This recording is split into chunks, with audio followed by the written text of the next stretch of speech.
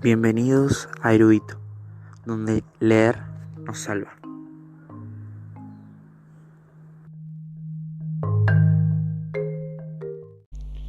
Bueno, ahora sí, bienvenidos a Erudito. Buenos días, buenas tardes, buenas noches, cuando quieras que estén sintonizando el capítulo nuevo de hoy, 22 de abril del 2022. Hoy me interesaría retomar el tema de la literatura en la infancia, y qué mejor lugar para volver que el de uno, ¿no? Y más que nada porque es bastante sencillo. Y a mí me pasó algo muy raro, muy loco cuando era chico, que era que siempre me gustó leer, me atrajo la literatura, cualquier tipo de lectura, pero a veces la forma que tiene uno de acercarse no es la mejor, por cuestiones de que no le interesa, le parecen enroscados, se le hace largo, se le hace tedioso. Entonces siempre hay una serie de libros o un libro que a uno como que nos cambia la perspectiva de la lectura, ¿no? Y ahí nos encontramos, o ahí me encontré yo, con este libro, esta serie de libros recomendada por un primo mío, cuando yo tenía alrededor de 11, 12 años. En el 2011 creo que me llega a mis manos, que es del autor Luigi Garlando. Luigi Garlando es un poco de biografía de este autor. Es un escritor y periodista italiano, nació en Milán el 5 de mayo de 1962. Trabaja en la Gazzetta dello Sport, un diario de ahí en Milán. Sus libros, traducidos al español, son de una índole futbolística más que nada, ¿bien? Es un apasionante lector y coleccionista de la Divina Comedia. Inclusive tiene un libro dedicado al infierno de Dante, ¿bien? ¿Qué es lo que me pasó a mí con esta sección que ya deben haber leído el título, esta serie de libros que se llama Gol? Ni más ni menos, Gol se llama. Luigi Garlando es un escritor muy poco conocido a nivel internacional, reconocido a nivel local en Milán, en su lugar natal. Y lo que ocurrió es que cuando este primo mío me manda el primer libro, que en realidad es el tercero de una serie de sagas de una serie que yo pensé que iba a durar poco, y resultó que duró un montón, como creo que alrededor de 43 libros se han traducido al español del italiano. Me encontré con un equipo de fútbol de oriundos de Madrid, ¿no? Que tenían todos los complementos para hacer un gran equipo, los Cebolletas, ¿bien? Que la traducción tal vez era los Cebollitas, pero bueno, o sea, cuando se pasa al español muchas veces queda cambiado de alguna manera el título o el nombre del equipo en este caso, ¿bien? ¿Qué me ocurrió entonces? Luigi Garlando, sin darse cuenta, unificó lo que para mí era la pasión del fútbol y la lectura. Y que rescato esto porque para mí la lectura debe empezar por un tema apasionante que nos atrape a nosotros como lectores, bien, algo que realmente nos interese es sentarnos a leer. Por eso muchas veces las lecturas que nos son dadas en la escuela, en la secundaria, resultan ser sumamente largas, nos resultan aburridas, pero justamente porque no es un tema que nos interesa, ¿no? Igual no estoy criticando a los libros, porque muchos de esos libros a mí particularmente me han gustado mucho y se han transformado en mis lecturas favoritas, pero suele pasar. Y la lectura para mí se tiene que fomentar, como cualquier cosa, desde el punto de partida del goce, desde lo que nos gusta. Ahora voy a hablar un poquito más sobre este equipo, ¿no? Sobre los Cebolletas. Luigi Garlando, ¿no? El escritor, y el ilustrador Stefano Turconi. Bien, ¿por qué el ilustrador? Les digo. Bueno, Stefano Turconi es un ilustrador, es un diseñador digital que nació en 1974 y que hoy en día trabaja para Disney, para una central de Disney allá en Italia. Bien, ¿qué pasa con esta historia? Bien, hay muchas cosas que decir. Primero quiero hablar de los personajes. Bien, ¿quiénes son los cebolletas? Quiero arrancar hablando por Gastón Champiñón, que es el entrenador, que es un señor, un cocinero de un bigote muy italiano, y tiene un gato particularmente que lo acompaña en todas sus andanzas, muy dormilón. Bien, ese es como el entrenador del equipo, y ya más o menos se va perfilando hacia un lugar, ¿no? Como qué es lo que se quiere fomentar en el equipo. Algo más para agregar de este Gastón Champiñón, que es un ex jugador profesional y chef de alta cocina. Nunca se separa de su gato, Caso. En este caso el gato se llama Caso. Sus dos frases preferidas son: el que se divierte siempre gana y bon appetit, mes amis. Bien, nos damos un poco entonces el disparador de este entrenador, que tiene en su haber a una serie de chicos sumamente curiosos y talentosos para el fútbol. Tenemos a Tomás, el delantero central, el capitán del equipo, que lleva el fútbol en la sangre y solo tiene un punto débil, como cualquier otro apasionado de cualquier deporte, que no soporta perder. Bien, es un poco el personaje principal de estas historias, en donde se nos muestra más que nada, no más que nada, sino una larga serie de acontecimientos sobre su vida, bien, a lo largo de todas las historias. Después tenemos al organizador del juego, al número 5 del equipo de fútbol, que es Nico, que le encantan las matemáticas y los libros de historia. Antes odiaba el deporte, pero ahora se descubrió que en el terreno de juego la geometría y la física también pueden ser de gran utilidad. Bien, es un jugador claramente calculador, frío, tiempista, para quien maneje un poco el lenguaje futbolístico. Nos encontramos con el arquero, con Fidu, que devora el chocolate blanco y le apasiona la lucha libre. Cuando ve la pelota acercarse al arco, se lanza sobre ella como si fuera un helado con crema. Bueno, acá hay un poco de estereotipación, ¿no? Un poco de estereotipo, porque Fidu, bueno, es medio gordito, pero bueno, no pasa nada. Se entiende un poco que no se lo hace con mala intención. Después tenemos a Lara y a Sara, que son unas pelirrojas y pecosas que se parecen como dos gotas de agua, y antes estudiaban ballet, pero en lugar de hacer acrobacias con la pelota se pasaban el día luchando por ellas. Bien, estas Lara y Sara son las defensas gemelas que juegan en el equipo. Bien, por el extremo derecho tenemos a ni más ni menos que Bekan. Bekan es de Albania, y aunque dispone de poco tiempo para entrenarse, tiene madera de auténtico crack. Corre como una gacela y su derecha es inigualable. Bien, yo creo que Bekan es el jugador con el que más me siento representado de alguna manera, porque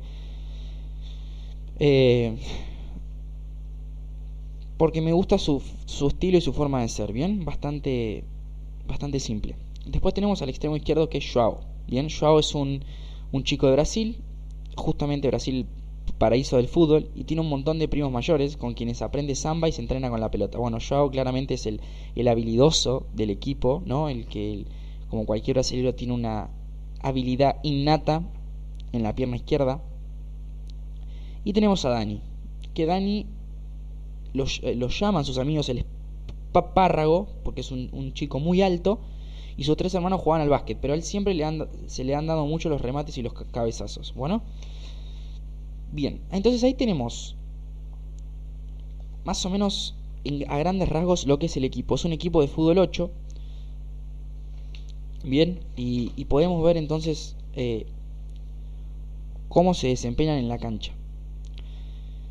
Eso está bueno porque al principio de cada libro nos cuenta y nos muestra más o menos qué es lo que nos vamos a encontrar, cuáles son los personajes, para que no empecemos a mareados de alguna manera. Bien, ¿qué es lo que me gusta de este libro, de esta saga de libros? Que en el medio de cada aventura, que aparte decir que las historias se pueden leer independientemente, no hace falta tener leído sí o sí el número 1, después pasar al número 2, no, se pueden leer en cualquier orden. Por eso justamente a mí me llegó el tercero. Bien, y yo tuve más o menos del número 3 al número 15. Me los compré por una obsesión de leer y luego después perdí el rastro por más que nada porque empecé a leer otras cosas y me fui olvidando poco a poco. Bien, lo que tiene de acompañamiento estos libros es que tiene un cómic en el medio de los partidos para dar una orientación al lector, ¿no?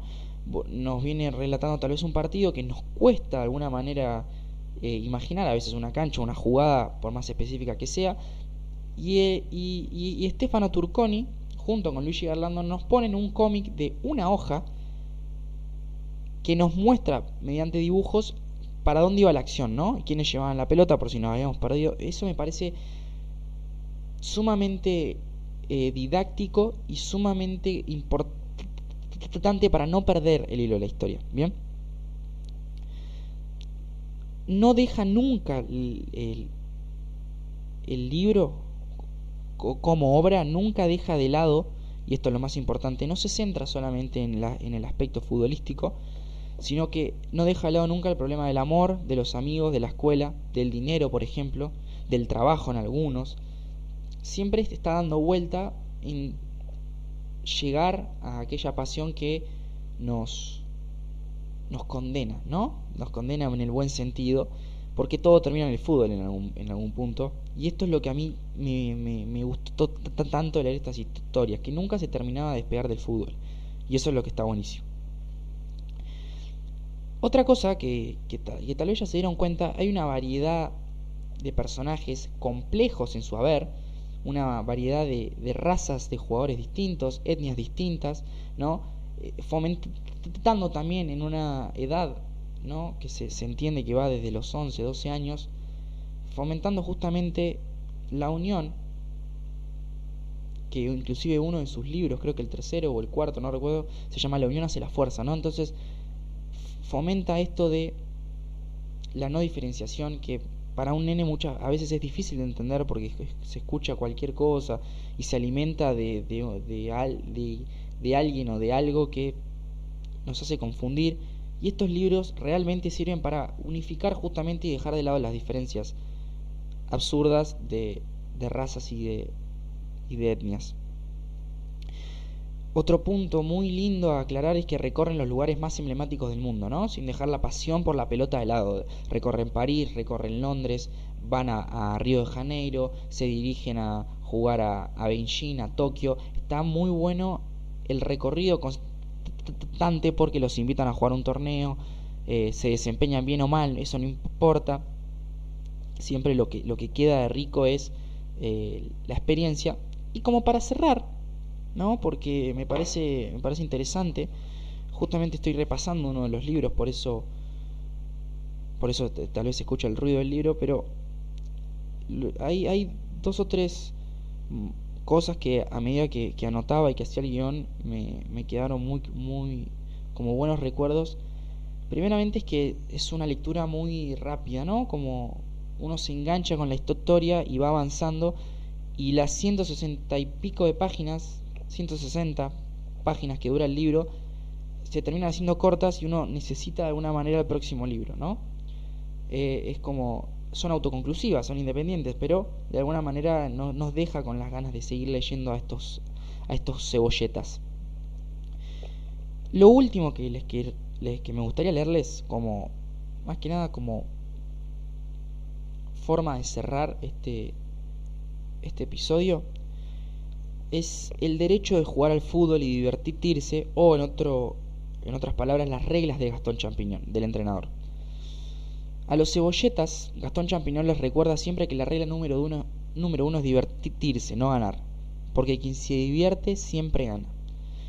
Muchos futbolistas criticarían esta frase, inclusive hasta a mí me hace hoy en día un poco de ruido, pero porque bueno, hay una frase que dice que ganar no es lo más importante, sino que ganar es lo único, ¿no?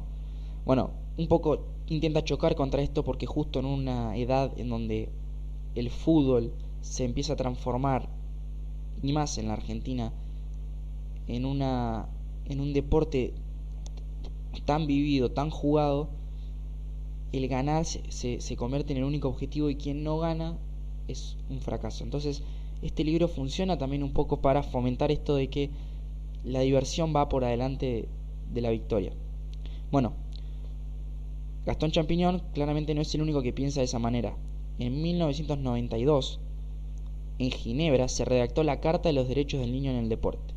Bien, y entonces acá es donde Gastón Champiñón dice o nos da sus reglas para jugar al fútbol y divertirse, que son un poco más estos derechos del niño, ¿no? Pero el derecho de divertirse y jugar, el derecho de hacer deporte, de disfrutar de un ambiente sano, el derecho de entrenarse según sus capacidades, el derecho de disponer del tiempo adecuado de reposo, y la última que me parece la más elemental y la más relevante, que es el derecho de no ser campeón, ¿no? Que es, nosotros obviamente el mismo relato de los libros nunca nos lleva a los cebolletas campeones de cualquier torneo que juegan, ¿no? Y eso es lo que está bueno. Uno tal vez termina un libro con una derrota de este equipo de amigos, los cebolletas, y no se queda mal porque siempre hay una reflexión que da vuelta, hay una convivencia entre ellos que los hace sobrepasar la pérdida en el deporte, ¿bien? Así que por eso me gustó como capítulo de hoy recomendar esta serie, Gol, de Luigi Garlando. Más que nada para quien quiera introducir en la lectura a aquellos apasionados del fútbol y no sepan por dónde entrar. Esta es una colección, una serie de fútbol que a mí me pareció siempre mágica e inclusive de unión, ¿no? Que hace que pensemos al deporte de otra manera. Muchas gracias por escuchar y nos vemos la próxima.